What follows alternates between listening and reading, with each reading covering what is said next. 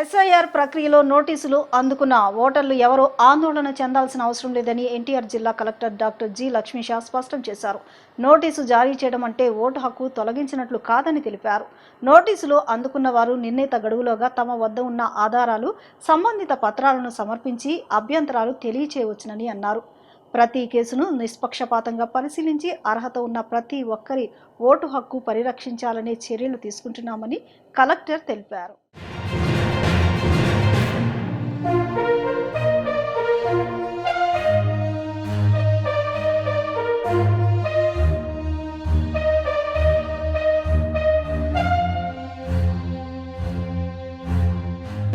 నోటీసులు అందుకున్న వారు నిర్ణీత గడువులోగా తమ వద్ద ఉన్న ఆధారాలు, సంబంధిత పత్రాలను సమర్పించి అభ్యర్థనలు తెలియచేయవచ్చునని అన్నారు.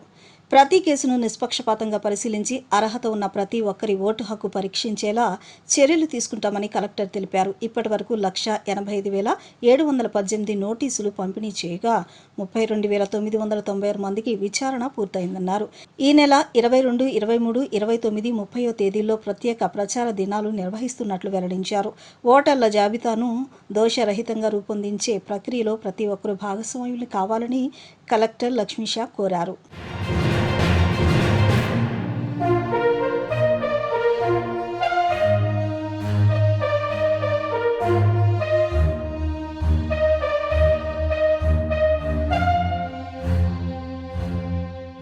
ప్రవాసాంధ్ర రచయిత వెంకట్ నాగం రచనలు సాహిత్యానికి ఆణిముత్యాలుగా నిలుస్తాయని హైకోర్టు విశ్రాంత న్యాయమూర్తి జస్టిస్ ఆకుల వెంకట శేషసాయి అన్నారు.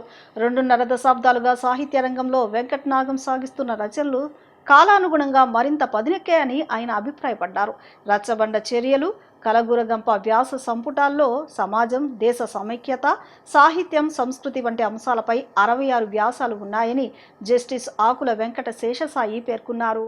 ప్రవాసాంధ్ర రచయిత వెంకట నాగం రచించిన రచ్చబండ చర్యలు, కలగూరగంప వ్యాస సంపుటాల ఆవిష్కరణ మహోత్సవాన్ని విజయవాడ బాలోత్సవ భవన్లో స్వరలయ సాంస్కృతిక సేవా సంస్థ ఆధ్వర్యంలో ఏర్పాటైన ఈ కార్యక్రమంలో ముఖ్య అతిథిగా హాజరైన జస్టిస్ శేషసాయి జ్యోతి వెలిగించి కార్యక్రమాన్ని ప్రారంభించారు. ఈ సందర్భంగా ఆయన మాట్లాడుతూ సుమారు 25 ఏళ్లుగా సాహిత్య రంగంలో కొనసాగుతున్నట్లు వెంకట్ నాగం రచనలు కాలానుగుణంగా మరింత పదునెక్కాయని తెలిపారు. దేశ సమైక్యత, సాహిత్యం, సంస్కృతి వంటి అంశాలు ప్రతిబింబించే రీతిలో చక్కని వ్యాసాలను వెలువరించారని జస్టిస్ శేషసాయి అభినందించారు. మణివాహనుడుపై రాసిన సమీక్ష ఆకట్టుకుంటుందని అన్నారు. భవిష్యత్తులో మరిన్ని విలువైన రచనలు చేయాలని ఆయన ఆకాంక్షించారు. ఆవనిగడ్డ ఎమ్మెల్యే మండలి బుద్ధప్రసాద్ మాట్లాడుతూ ప్రవాసాంధ్రులు తెలుగు భాష, సాహిత్యం, సంస్కృతిని పరిరక్షించేందుకు చేస్తున్న కృషి అభినందనీయమన్నారు. సాహిత్యం, రాజకీయ, సామాజిక అంశాలపై వెంకట్ రాసిన 100కు పైగా వ్యాసాలను ఈ 2 గ్రంథాల్లో సంకలనం చేశారని తెలిపారు. విదేశాల్లో నివసిస్తున్నప్పటికీ తెలుగు భాష, సాహిత్యంపై ఆయనకున్న అభిమానం రచనలో స్పష్టంగా కనిపిస్తుందని తెలిపారు. కేంద్ర సాహిత్య అకాడమీ అవార్డు గ్రహీత కొలకులూరి ఇనాక్ సభకు అధ్యక్షత వహించి మాట్లాడుతూ తెలుగు సాహిత్యంలో ప్రజలతో మమేకమయ్యే భాషలో ఆలోచనాత్మక రచనలు చేయడం ఎంతో ముఖ్యమని వివరించారు. వెంకట్ నాగం రచనలో సమాజంలో సున్నితమైన భావాలను కూడా ప్రతిబింబిస్తాయని ప్రశంసించారు. ప్రవాసాంధ్రుడు రచయిత వెంకట నాగం మాట్లాడుతూ పత్రికా పఠనం, కుటుంబ సభ్యుల ప్రోత్సాహం, సాహితీవేత్తల సూచనలే తన రచనా ప్రస్థానానికి ప్రేరణగా నిలిచాయని తెలిపారు. రాజకీయ, సామాజిక సాహిత్యంపై విశ్లేషణాత్మక వ్యాసాలను పుస్తకాల్లో పొందుపరిచినట్లు చెప్పారు. జీఆర్కే పోలవరపు సాంస్కృతిక సమితి అధ్యక్షులు గోళ్ల నారాయణరావు, వాణి స్వరలయ సంస్థ కార్యదర్శి ప్రభాకర్, సాహిత్య అభిమానులు పాల్గొన్నారు. ఇవాళ సాహిత్య, రాజకీయ, సామాజిక అంశాలపై ఆయన రాసిన దాదాపు 100కు పైగా వ్యాసాలు సంకలనం చేసి 2 గ్రంథాలను కూడా ఇక్కడ మనం ఆవిష్కరించుకోవడం జరిగింది. అమెరికా గుంటూరు జిల్లాలో జన్మించి ఈరోజు అమెరికాలో ఉంటూ భారతదేశం యొక్క రాజకీయ, సామాజిక పరిస్థితులు కాకుండా అమెరికా దేశంలోని సామాజిక, రాజకీయ పరిస్థితులని తన వ్యాసాల ద్వారా, తన యొక్క ఆలోచనలతో ఒక చర్చా వేదికగా నిజంగా తెలుగు భాష మీద, తెలుగు సాహిత్యం మీద, తెలుగు సంస్కృతి మీద వారికి ఉన్న అపారమైన అభిమానమే కాకుండా వాటిని పరిరక్షించాలని చెప్పిన తపన ఈ 2 గ్రంథాల ద్వారా మనకి వ్యక్తం అవుతుంది. అలాగే వారి కుటుంబం కూడా, వారి శ్రీమతి గారు కానివ్వండి, వారి పిల్లలు కూడా అటు శాస్త్రీయ సంగీతంలోనూ శాస్త్రీయ నృత్యంలో కూడా వాళ్ళు ప్రవీణులు కావటం, అలాగే సాహిత్యతో అనుబంధం పెంచుకోవటం వారి కుటుంబం గొప్ప విశేషం. అలాంటి పరిస్థితులు మన రాష్ట్రంలో మనకు కనపడుతుంది. కానీ మన రాష్ట్రంలో పుట్టి అమెరికాకి వెళ్ళి మన భాషని మన సంస్కృతిని నిలబెట్టుకోవాలని చెప్పని అటు కుటుంబ పరంగాను సామాజిక పరంగాను వారు చేస్తున్న కృషి మాత్రం బహుదా ప్రశంసనీయమైనదని చెప్పి మాత్రం మనం చేస్తాం. వెంకట నాగం గారు నిజంగా ఒక ఆదర్శనీయమైన వ్యక్తి, మనందరికి కూడా ఒక పూర్తి ప్రదాత అని చెప్పచ్చు. ఎందుకంటే మన సంస్కృతి మన భాష మనం కాపాడుకోవాలని చెప్పిన ఒక ఆలోచన వారి రచన ద్వారా మనకి లభిస్తుంది. ఈరోజు 2 పుస్తకాలు ఆవిష్కరించబడ్డాయి. అంటే పుస్తకాలు అనేటంటే వ్యాస సంపుటాలు. వారు చాలా అద్భుతంగా మలిచారు వాటిని. సాధారణంగా ఏంటంటే రచనలు ఎలా ఉంటాయంటే, ఒక రచయిత ఉన్నారంటే కొన్ని విషయాల గురించి చెప్పగలరు ఎవరైనా. ప్రపంచంలో ఉన్న అన్ని విషయాలను స్పృశించారు 2 పుస్తకాల్లో ఆయన. ఇంకో విషయం ఏంటంటే పుస్తకం ఎప్పుడూ కూడా అంటే సాంకేతికంగా ఎంత అభివృద్ధి చెందేమని అనుకున్నా పుస్తకం ఎప్పుడూ కూడా హస్తభూషణం. ప్రపంచంలో మరణం లేనిది అక్షరం మనందరికీ తెలిసిందే. ఎలా ఉంటుందంటేనండి, ఈయన రచనా వ్యాసంగం 25 సంవత్సరాల క్రితం ప్రారంభమైంది. ఏ రచయితకైనా సరే జీవితకాలంలో మొదట రాసిన వ్యాసాలు కానీ రచనలు కానీ చాలా పదునుగా ఉంటాయి. కానీ నేను చూసింది ఏంటంటే ఈ రచనలు సంవత్సరాలు గడిచే కొలది, రోజులు గడిచే కొలది మరింత పదునెక్కాయి. తర్వాత మొత్తం మీద ఈ 2 పుస్తకాల్లో కలిసి 66 వ్యాసాలు రాశారు. మొత్తం 2 పుస్తకాలు కలిపి విభిన్నమైన విషయాల మీద ఆయన తన శైలిలో స్పందించారు. కలగూరగంప వ్యాస సంపుటం ఉంది కదండి, ఆ వ్యాస సంపుటంలో మొట్టమొదటి అక్టోబర్ నెల అనుకుంటా 2001, అంటే 20 సంవత్సరాల క్రితం రాసిన వ్యాసం అది. మొట్టమొదటిది మనం ఒక సైనికుల్లా ఉండాలని దేశ సమైక్యత గురించి సమగ్రత గురించి చెప్పారు ఆయన. ఈరోజు స్వరలయ సంస్థ ఆధ్వర్యంలో నా 2 పుస్తకాలు రచ్చబండ చర్చలు, కలగూరగంప ఇంతటి గౌరవనీయులైన అతిథుల సమక్షంలో, అలాగే శ్రీ ప్రభాకర్ గారి వారి నిర్వహణలో స్వరలయ వ్యవస్థాపకులు ఈ పుస్తకాలు ఆవిష్కరింపబడటం నా అదృష్టం అండి. ఈ పుస్తకాల గురించి, ఆ వ్యాస శైలి గురించి, నా ఆతిథ్యం గురించి గౌరవ అతిథులు వెలుబుచ్చిన అభిప్రాయాలు వారు నాకు ఒక బ్లెస్సింగ్స్, ఆశీర్వాదాలు లాంటివి. అలాగే మీ ప్రేమ, ఆత్మీయత, అనురాగాలు నేను మర్చిపోలేనండి. నా మొదటి వ్యాసం నేను రాసినప్పుడు ఆంధ్రభూమికి అది ఒక పుస్తక రూపంలో వస్తుందని నేను అస్సలు కలగనలేదు. సో దానికి మూలకారకులు శ్రీ కొలకూరి నాగ్ గారు. 2015లో వారిని నేను కలిసినప్పుడు ఆయన నా వ్యాసాల గురించి ప్రస్తావన వచ్చిందండి మా ఇంట్లో అమెరికాలో. అప్పుడు ఆయన చెప్పారు, వెంకట్ మీరు ఇవన్నీ కలిసి మీరు ఒక పుస్తకంగా వేయొచ్చు అని చెప్పి. తర్వాత వారి పుస్తకాలు చదివితే నాకు అర్థమైంది, వారు కూడాను కొన్ని సంకలనాలు, కథలు అవన్నీ కూడాను పుస్తకంగా వేశారని. సరే, అప్పటి నుంచి దాన్ని కొంచెం వాయిదా వేస్తూ వచ్చాను. తర్వాత మా మిత్రుడు మధుముడుగుంట గారి ఆహ్వానంతో రచ్చబండి చర్చలు రాయటం స్టార్ట్ చేశాను. 38 భాగాలు వచ్చింది అవి. సో ఈ మొత్తాన్ని ఒక పుస్తకంగా కష్టం, 2టిగా వేద్దామని అనుకున్నాను నేను. సో రచ్చబండి చర్చలు ఆ పత్రిక రాసినవన్నీ రచ్చబండి చర్చలుగా, అలాగే 2001 నుంచి ఇప్పటి వరకు వచ్చినవన్నీ కూడాను కలగూరగంపగా అనుకున్నాను. సో కలగూరగంపకి నాకు స్ఫూర్తి ప్రదాత కొలకూరి ఇనాగ్ గారు కాబట్టి ఆ పుస్తకాన్ని వారికి నేను అంకితం చేస్తున్నాను. ఎమ్మెల్సీగా బాధ్యతలు తీసుకున్న అనంతరం తొలిసారిగా తన కార్యాలయానికి వచ్చిన ఎమ్మెల్సీ వర్ల రామయ్యను విజయవాడ పార్లమెంటు సభ్యులు కేశినేని చిన్ని అభినందనలు తెలిపారు.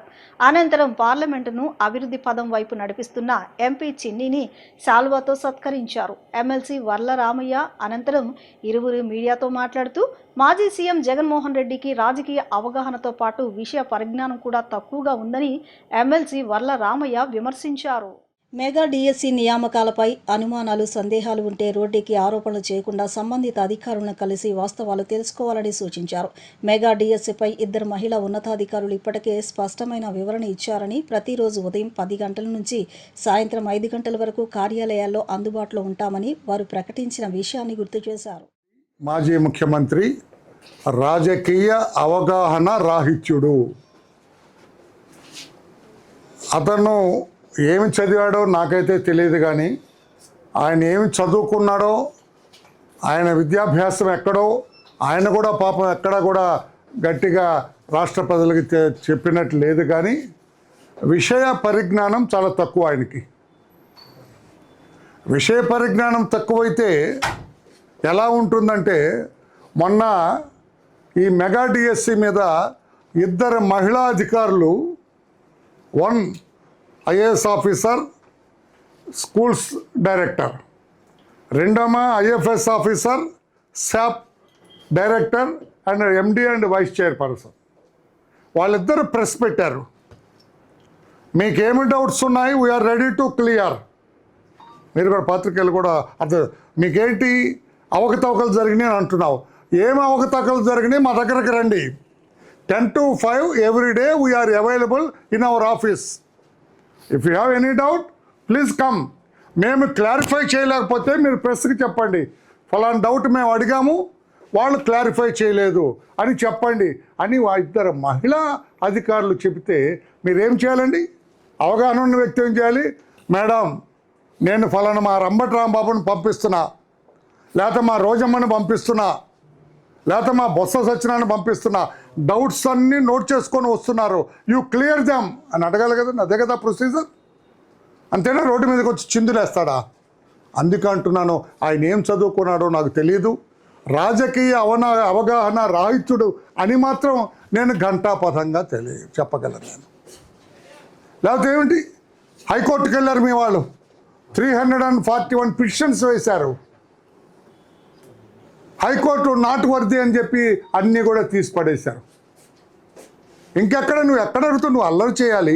ఇదంతా ఏమీ లేదు బ్రదర్. ఒకటి మా యువ నాయకుడు హెచ్ఆర్డి మినిస్టర్ గౌరవ్ లోకేష్ బాబు గారు ప్రజల్లోకి చాలా వేగంగా వెళ్తున్నాడు.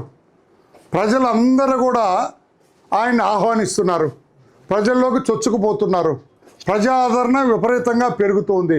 అది చూచి జగన్మోహన్ రెడ్డి గారికి అసూయ, అది చూసి జగన్మోహన్ రెడ్డి గారికి ఈర్ష్య, అది చూసి జగన్మోహన్ రెడ్డి గారికి ఆక్రోశం. వెళ్ళిపోతున్నాడు, దొరకట్లేదు, రేపు ఎంత ఎత్తుకు వెళ్ళిపోతాడో. నా పరిస్థితి అంటే రాజకీయంగా నీ పరిస్థితి అయిపోయింది. మొన్నే చెప్పారు కదా, వైనాట్ 175 అన్న మీకు 11 సీట్లకు పరిమితం చేసినప్పుడే మీరు అర్థం చేసుకోవాలి. అందుకే నేను మిమ్మల్ని రాజకీయ అవగాహన రాహిత్యులు మీరు అంటున్నాను. 11 సీట్లకు పరిమితం చేసిన మిమ్మల్ని 151 సీట్లు ఇచ్చి గౌరవించిన అదే ప్రజలు మొట్టికాయలు వేసి మాకొద్దు నువ్వు అని చెప్పి 11 సీట్లకు పరిమితం చేసిన తర్వాత ఎంత జాగ్రత్తగా ఉండాలి రాజకీయంగా. మీరు ప్రతి మాట ఆచి తూచి మాట్లాడాలి కదా. మా ఇద్దరు సీనియర్ ఆఫీసర్స్, మహిళా ఆఫీసర్స్కి సమాధానం చెప్పు నువ్వు. విజయవాడ మెట్రో రైల్ ప్రాజెక్టు ప్రతిపాదనపై మాజీ MP Kesineni Nani social media వేదికగా కీలక ప్రశ్నలు సంధించారు. ప్రస్తుత లెక్కల ప్రకారం మెట్రో రైలు ప్రాజెక్టు వ్యయం 12,000 కోట్లుగా ప్రభుత్వం చెబుతుందని పేర్కొన్నారు. ప్రాజెక్టు పూర్తయ్యేందుకు 10 నుంచి 15 సంవత్సరాలు పట్టే అవకాశం ఉందని, అప్పటికి నిర్మాణ వ్యయం పెరిగి ప్రస్తుత అంచనాలకు రెట్టింపయ్యే పరిస్థితి ఉండవచ్చునని అభిప్రాయపడ్డారు. ప్రాజెక్టు పూర్తయ్యేందుకు 10 నుంచి 15 సంవత్సరాలు పట్టే అవకాశం ఉందని, ఇప్పటికీ నిర్మాణ వ్యయం పెరిగి ప్రస్తుత అంచనాలకు రెట్టింపయ్యే పరిస్థితి ఉండవచ్చునని అభిప్రాయపడ్డారు. మెట్రో ప్రాజెక్టుకు భారీగా నిధులు వెచ్చించే ముందు విజయవాడను అన్ని వర్గాల ప్రజలకు సౌకర్యవంతమైన, నివాస యోగ్యమైన నగరంగా తీర్చిదిద్దేందుకు అవసరమైన ప్రాథమిక మౌలిక సదుపాయాలపై దృష్టి పెట్టాలని నాని సూచించారు. ప్రజల భాగస్వామ్యంతోనే స్వచ్ఛంద్ర సాధ్యమని, స్వచ్ఛత ప్రతి ఒక్కరి జీవన విధానంలో భాగం కావాలని ప్రభుత్వ విప్ గన్నవరం ఎమ్మెల్యే యార్లగడ్డ వెంకట్రావు అన్నారు. చిన్న గ్రామమైన నాగవరప్పాడు అభివృద్ధిపై ప్రత్యేక దృష్టి పెట్టామని, మండల పరిషత్, గ్రామ పంచాయతీ తదితర నిధులను సమన్వయం చేసుకుని మరిన్ని పనులు చేపడతామని తెలిపారు. ఉంగుటూరు మండలం నాగవరపాడులో నిర్వహించిన స్వచ్ఛంద్ర స్వర్ణాంధ్ర కార్యక్రమంలో ఆయన పాల్గొన్నారు. గ్రామస్తులతో కలిసి పారిశుద్ధ్య కార్యక్రమాలు చేపట్టి అనంతరం స్వచ్ఛంద్ర ప్రతిజ్ఞ చేయించారు. 13 లక్షలతో నిర్మించిన సీసీ రోడ్ను ప్రారంభించారు. 2 ఏళ్ల పాలన, సంక్షేమం, అభివృద్ధి కార్యక్రమంలో భాగంగా ఇంటింటికి వెళ్లి కూటమి ప్రభుత్వం చేపట్టిన సంక్షేమ అభివృద్ధి కార్యక్రమాలను, నియోజకవర్గంలో తాను చేపట్టిన పనులను కరపత్రాల ద్వారా వివరించారు. ఈ సందర్భంగా ఎమ్మెల్యే మాట్లాడుతూ అభివృద్ధిలో రాజకీయాలకు తావివ్వబోమని స్పష్టం చేశారు.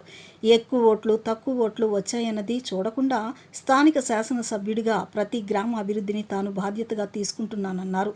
గ్రామంలో తాను పర్యటించినప్పుడు గ్రామస్తులు కోరిన రహదారి సమస్యను పరిష్కరిస్తూ ఇప్పటికే 5 రోడ్లు నిర్మించామని, మరో 3 రోడ్లను మండల పరిషత్, గ్రామ పంచాయతీ నిధులతో నిర్మించేందుకు చర్యలు తీసుకుంటున్నామని చెప్పారు. నాగవరపాడులో 1176 మంది జనాభా ఉండగా 746 మంది ఓటర్లు ఉన్నారని, ఇప్పటి వరకు 1060 మందికి రక్త పరీక్షలు నిర్వహించామని యార్లగడ్డ తెలిపారు. నియోజకవర్గంలో ఇంటింటికి వెళ్లి ఉచితంగా రక్త పరీక్షలు నిర్వహిస్తున్నామని, ఇప్పటి వరకు 65,000కు పైగా ఇళ్లలో పరీక్షలు నిర్వహించినట్లు చెప్పారు. ఎస్సీ, ఎస్టీ, బీసీ, ఓసీ అనే తేడా లేకుండా ప్రతి ఒక్కరికి వైద్య సేవలు అందించాలన్నదే ప్రభుత్వ లక్ష్యమన్నారు. ఒక్క రోజులో అన్ని సమస్యలను పరిష్కరించడం సాధ్యం కాదని, ఒక్కో సమస్యను గుర్తించి దశలవారీగా పరిష్కరిస్తున్నామని, ప్రతి గ్రామం అభివృద్ధి చేయడం తన బాధ్యతని ఎమ్మెల్యే యార్లగడ్డ వెంకట్రావు స్పష్టం చేశారు. ఎన్డీఏ కూటమి ఆధ్వర్యంలో నాగవరపూడి గ్రామంలో ఇంటింటికి తిరగడం జరిగింది. గతంలో నేను ఇంటింటికి తిరిగినప్పుడు 6 మాసాల క్రితం అనుకుంటా, ఆ రోజున 5 రోడ్లు అడిగిన పరిస్థితి. ఆ 5 రోడ్లకి నిధులు కేటాయించి 5 రోడ్లే వాడు ఓపెన్ చేయడం జరిగింది. ఈ పక్కన ఈ కాలనీకి వెళ్ళే రోడ్లో మరీ దారుణంగా ఉన్న పరిస్థితి. దాన్ని రిపేర్ చేయమని దానికి కూడా డబ్బులు ఇచ్చి, ఎన్ఆర్జీఎస్లో ప్రాబ్లం ఏంటంటే ఆ రోజుల్లో సిమెంట్ రోడ్ మీద మళ్ళీ సిమెంట్ రోడ్ వేయడానికి ఎన్ఆర్జీఎస్ రూల్ ఒప్పుకోదు. కానీ ఈ పంచాయతీలో ఇంకా 3 రోడ్లు వేయాల్సిన అవసరం ఉంది. ఆ 3 రోడ్లు 2 రోడ్లకి ఇప్పుడు శాంక్షన్ చేసాం. మా పంచాయతీ నుంచి 3 లక్షలు, మండలం నిధుల నుంచి 2 లక్షలు, 5 లక్షలు, 6 లక్షలు, ఎంత అయితే అంతా 40 మీటర్లు 2 రోడ్లు. ఈ రోడ్డు కానీ ఇంకో రోడ్డు, ఆ రెండింటికి శాంక్షన్ ఇచ్చాం. అలాగే ఈ గ్రామస్తుల ప్రధానమైన సమస్య బోరు సమస్య. ఆ బోరును కూడా ఆర్డబ్ల్యూఎస్ డిపార్ట్మెంట్ నుంచి చేపిస్తున్నాం. అలాగే ఈ గ్రామంలో 746 ఓట్లు ఉంటే గత ఎన్నికల్లో వైసీపీకి 108 ఓట్ల ఆధిక్యత వచ్చిన పరిస్థితి. కానీ నేను మీ మీద రాజకీయ ప్రేరేపితంగా నేను పనిచేయట్లేదు. మడిచెర్లలో నాకు మైనస్ వస్తే మడిచెర్ల గ్రామం 5,60,00,000 పైన డబ్బులు ఖర్చు పెట్టి అభివృద్ధి చేశాను. దాదాపు 70 పైన గ్రామాల్లో నాకు మెజారిటీ వస్తే నాకు మైనస్ వచ్చిన 12-13 గ్రామాల్లో ఆ మడిచెర్లు కానీ ఇది కానీ నేనేదో నాకు మైనస్ వచ్చిందని వీళ్ళ మీద కక్ష సాధించే రాజకీయాలు గతంలో గన్నవరంలో జరిగినట్టుగా ఇవాళ వాటి కాలం చెల్లింది. డెఫినెట్గా మంచి అత్తగా రాజకీయాలు అని చెప్పి దానికి తార్కాణం నేను చేసిన పనులే. కొన్నాళ్ళు పోయినాక ఈ నియోజకవర్గంలో నేను చేసిన పనులే నేను మాట్లాడాల్సిన అవసరం ఉండదు. నేను నియోజకవర్గానికి అభివృద్ధి చేసిన పనులే మాట్లాడే పరిస్థితి రావాలని కోరుకుంటున్నాను. మీరు గన్నవరం సెంటర్లో చూస్తే 10 లక్షల రూపాయలు ఎన్హెచ్పిడితో మాట్లాడి నేషనల్ హైవే మీద మాత్రమే బోట్లు పెడతారండి. కొలనపల్లి వెళ్ళే రోడ్లో ఆర్ఎండ్బి రోడ్లో కూడా 10 లక్షల రూపాయలు నేషనల్ హైవే డబ్బులతో సిగ్నల్ బోర్డు ఏర్పాటు చేయడం జరిగింది 2 రోజుల క్రితం. అలాగే ఈ గ్రామంలో 740 రోడ్లు ఉంటే జనాభా 1176 మంది ఉంటే 1165 మందికి సిహెచ్సి సెంటర్ ద్వారా ఫ్రీగా ఇళ్లకు పంపించి పిహెచ్సి వాళ్ళు వచ్చి బ్లడ్ టెస్టులు చేసిన పరిస్థితి. ఇది గతంలో జరగల. ఎప్పుడు ఈ నియోజకవర్గం ఏర్పడిన తర్వాత కూడా ఏ రోజున సిహెచ్సి సెంటర్లు పిహెచ్సి సెంటర్ వాళ్ళు ఇంటికి వెళ్ళి బ్లడ్ టెస్ట్ చేసిన దాఖలానే లేదు. నేను ప్రయోగాత్మకంగా గన్నవరంలో పరిశీలించి ఇది బాగుంది నియోజకవర్గం మొత్తం చేయమంటే చేసిన పిహెచ్సి సిబ్బందిని మనస్ఫూర్తిగా అభినందిస్తూ ఇప్పుడు చిన్న విరామం తీసుకుందాం.